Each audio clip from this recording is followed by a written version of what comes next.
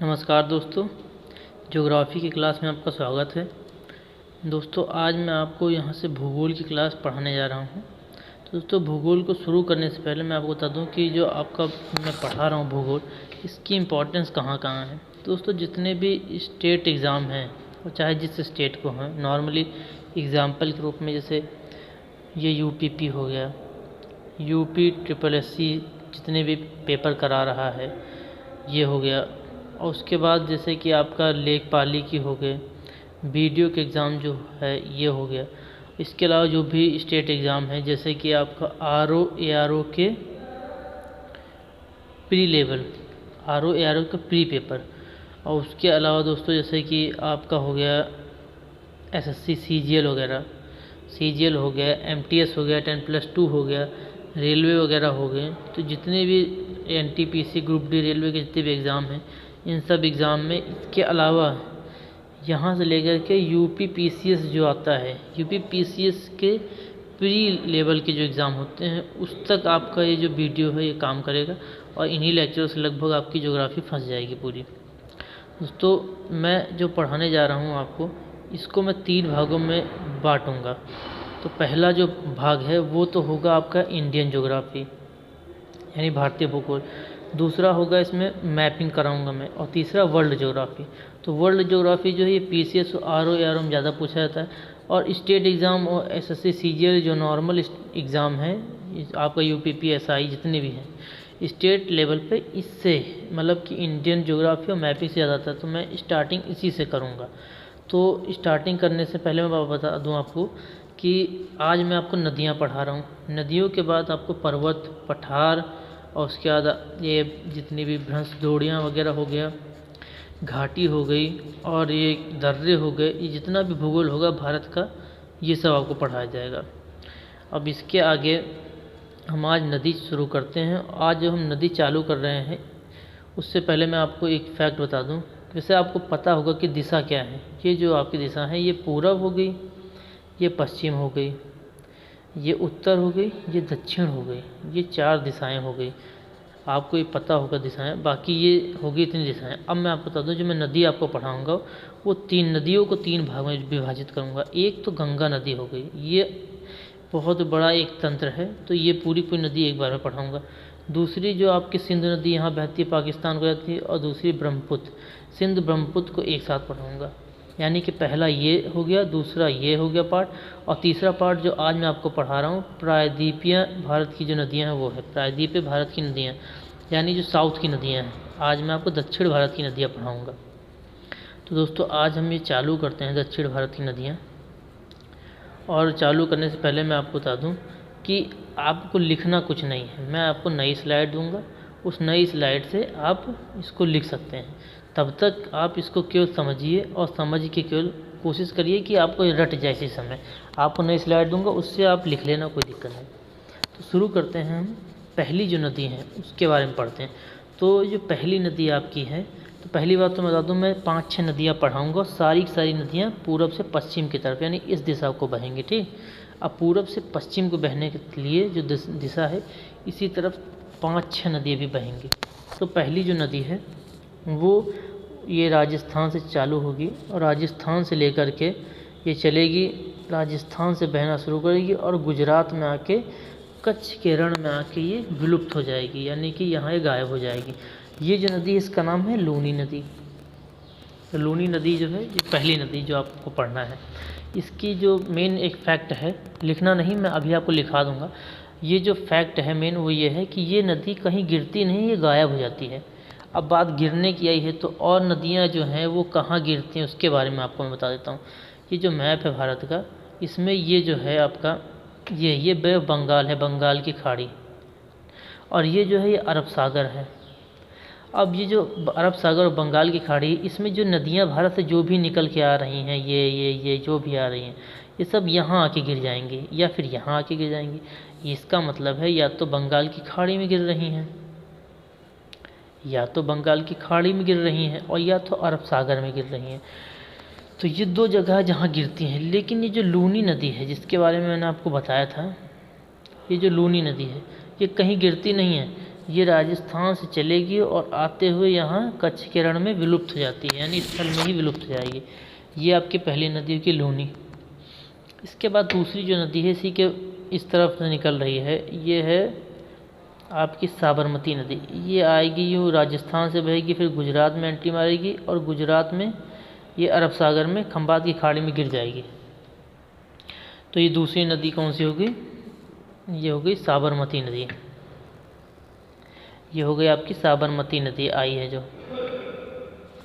अब ये जो साबरमती नदी है इसके बारे में 2 फैक्ट इम्पॉर्टेंट है, दोबारा से बना देता हूँ। ये हो गई आपकी लूनी नदी और दूसरी जो आपकी हो गई ये हो गई साबरमती नदी। इस साबरमती जो नदी है इसके बारे में आपको 2 फैक्ट पता कर याद होने चाहिए। एक तो इसके किनारे जो हैं 2 शहर बसे हुए हैं साबरमती के किनारे। इन दोनों शहरों का नाम क्या है? अहमदाबाद और गांधीनगर। इसके बारे में, इन शहरों के बारे में आपने सुना होगा। ये क्वेश्चन 1 लाइन में बहुत पूछा जाता है साबरमती से।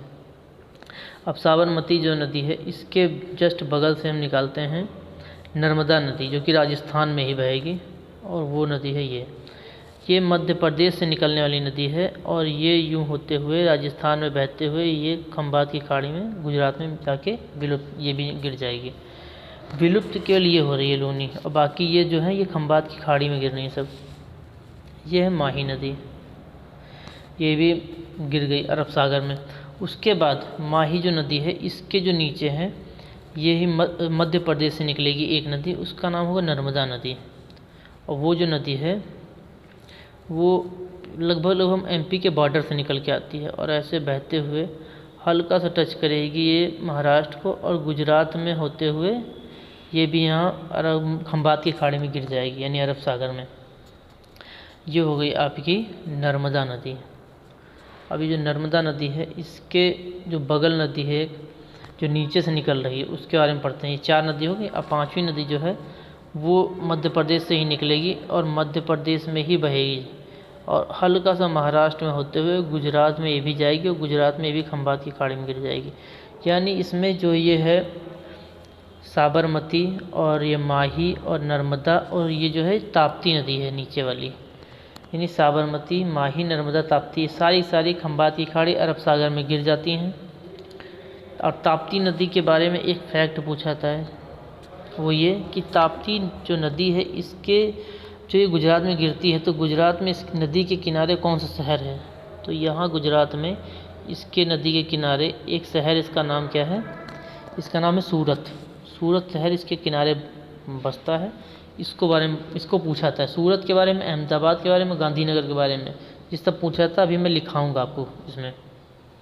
और कुछ फैक्ट हैं जो कि मैं आपको बता देता हूँ, जैसे कि ये जो है माही नदी, इसके बारे में पूछा था। माही नदी जो है इसके बारे में पूछा था है कि जो माही नदी है ये जो है ये कर्क रेखा को 2 बार काटती है। जैसे कि ये कर्क रेखा है गुजरी है, तो कर्क रेखा को माही नदी 2 बार काटती है। ये एकमात्र ऐसी नदी है, तो ये भी पूछा जाता है लगभग। तो इसके अलावा इसमें एक और फैक्ट आप जानिए कि माही जो नदी है इसी नदी पे राजस्थान में एक जगह है, यहाँ पे संगम है, जैसे अपना इलाहाबाद का संगम वैसे ही संगम है और 3 नदियों का यहाँ भी संगम है। और इस नदी के किनारे एक आदिवासियों का कुंभ लगता है। एक फैक्ट माही नदी का ये पूछा था है। दूसरा कर्क रेखा कौन सी नदी 2 बार काटती, ये फैक्ट पूछा था। माही नदी से ये 2 फैक्ट पूछे थे। साबरमती से जो पूछे जाएंगे वो ये पूछाएंगे कि कौन से 2 शहर इसके किनारे हैं। ताप्ती के बारे में ये पूछा जाएगा कि कौन सा शहर सूरत इसके किनारे है। ये हो गया। अब नर्मदा और ताप्ती के बारे में एक बात और आप लोग जान जाइए कि नर्मदा और जो ताप्ती है इनमें एक चीज़ इम्पॉर्टेंट है कि नर्मदा और जो ताप्ती नदी है ये दोनों की दोनों नदियाँ एक तरफ से पैरेलल ये जा रही हैं, दोनों एक ही दिशा में, एक के ऊपर नीचे जा रही हैं। ये जो है ये भ्रंश द्रोणी से यानी भ्रंश घाटी से होकर बहती हैं। ये भ्रंश घाटी से दोनों नदियाँ बहती हैं। ये क्वेश्चन बहुत पूछा जाता है। इसके अलावा मैं आपको एक चीज़ और बता दूं, ये जो नर्मदा और ताप्ती बह रही हैं, जो नर्मदा और ताप्ती नदी जो बह रही हैं, इसमें नर्मदा ताप्ती के बीच जो है एक पर्वत श्रृंखला है। ये पर्वत श्रृंखला जा रही है। इस पर्वत श्रृंखला का नाम पूछा जाता है। इन पर्वत श्रृंखला का नाम क्या है? ये है सतपुड़ा की श्रृंखला, यानी सतपुड़ा पर्वत श्रृंखला। और इसी के साथ साथ जो ऊपर जो नर्मदा और माही नदी है, ये नर्मदा और ये जो माही नदी है, इन दोनों के बीच पूछा जाता है कौन सी पर्वत श्रृंखला है। तो इन दोनों के बीच जो पर्वत श्रृंखला है इसको विंध्याचल पर्वत श्रृंखला कहते हैं। ये 2 क्वेश्चन लगभग आते हैं,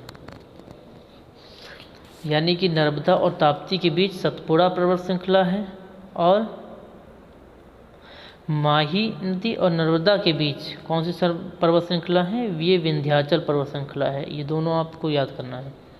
अभी इसको मैं लिखा दूंगा आगे।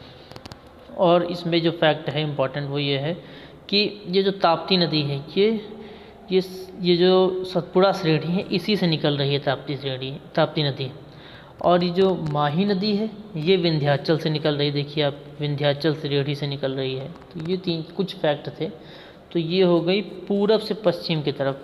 अभी तक जो मैंने पढ़ाया है ये सारी पूरब से पश्चिम की तरफ नदियाँ बह रही थी, यानी इस दिशा में बह रही थी। अब मैं जो आपको नदी पढ़ाने जा रहा हूँ, एक इसकी नदी और बची है, उसको ज़रा पढ़ लेते हैं। वो केरला में है, छोटी सी एक नदी, पढ़ ली। ये जो नदी है इसका नाम है पेरियार। ये यहाँ निकलती तमिलनाडु से, ये तमिलनाडु से निकल के केरला में जाती है। ये तमिलनाडु से निकली और केरला में गई। इसका नाम है पेरियार और इसके किनारे इडुक्की बांध स्थित है। एक ये हो गया कि ये आपकी 5-6 नदियाँ हो गई जो कि पूरब से लेकर पश्चिम को यूँ बह रही थी। अब जो मैं नदी पढ़ाऊँगा वो पूरब से पश्चिम नहीं, पश्चिम से पूरब की तरफ होंगी। यानी कि अब जो मैं नदी पढ़ाने जा रहा हूँ वो इस दिशा में होंगी, यानी पश्चिम से पूरब की तरफ बहेंगी। तो अब पहली जो नदी है दक्षिण भारत की जो पश्चिम से पूर्व को बह रही है वो है गोदावरी। तो गोदावरी जो है ये कहाँ से निकल रही है? ये महाराष्ट्र से गोदावरी नदी निकल रही है और महाराष्ट्र से निकलते हुए ये ऐसे थोड़ा टच करेगी, तेलंगाना के अंदर से निकलेगी और हल्का सा छत्तीसगढ़ को टच करेगी और ये आंध्र प्रदेश में ये जाके बंगाल की खाड़ी में गिर जाएगी। अभी जो गिर रही थी सारी अरब सागर में गिर रही थी, अब ये बंगाल की खाड़ी में गिरेंगी आके सारी। ये पहली हो गई गोदावरी।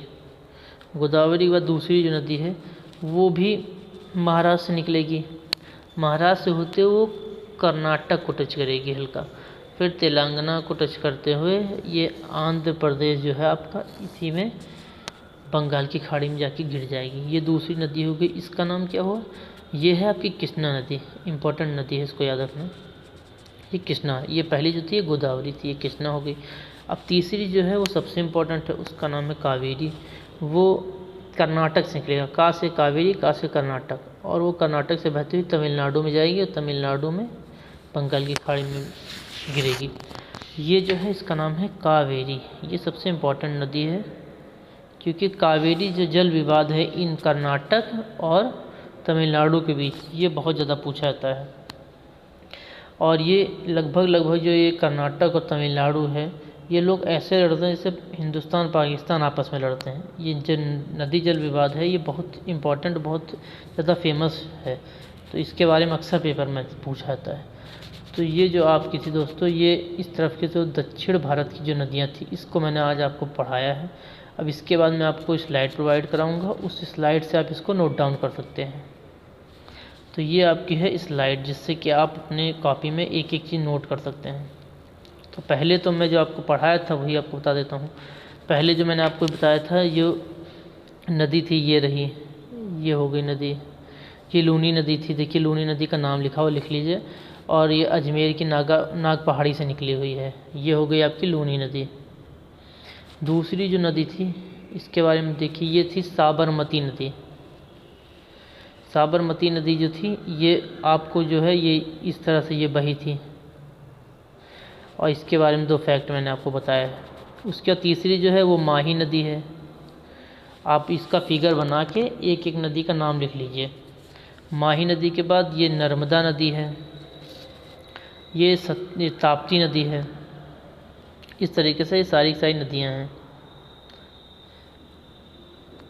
एक बार और बताता हूँ, ये जो है लूनी नदी है, ये साबरमती नदी है, ये माही नदी है, सबका नाम लिखा हुआ है, और ये नर्मदा नदी है, और ये ताप्ती नदी है। ये सारी नदियां हैं।